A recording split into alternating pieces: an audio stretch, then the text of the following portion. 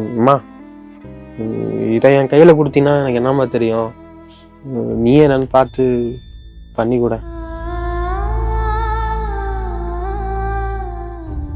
சின்ன பையன் சொல்றான்னு சொல்லிட்டு வீட்டை வைக்கிறியே, எப்படிமா? ஏனே பிள்ளைங்க நல்லா இருக்கக்கூடாதுன்னு இந்த தாய் தகப்பனாவது நினைப்பாங்களாண்ணே? அது எப்படிமா? எல்லா பிள்ளையும் நல்லா இருக்கணும் தான் எல்லா தாய் தாப்புன்னு நினைப்பாங்க. நானும் அப்படித்தானே நினைச்சேன். சரி விடு, ஒன்றும் பிரச்சனை இல்லை. இந்த வீட்டை நானே வாங்கிக்கிறேன்னா ஒரு வாரம் பொறு, பணத்தை ரெடி பண்ணி கொடுத்துட்றேன். அண்ணே எங்க வீட்டுக்காரர் எனக்கு ஆசையா கட்டின வீடு. இன்னைக்கு என் பையன் நல்லா இருக்கட்டும்னு தான் நான் விற்கிறேன். வடக்குன்னு காலி பண்ண சொன்னீங்கன்னா என்னால் காலி பண்ண முடியாது. கொஞ்சம் டைம் கொடுத்தீங்கன்னா நான் காலி பண்ணிக்கிறேண்ணே.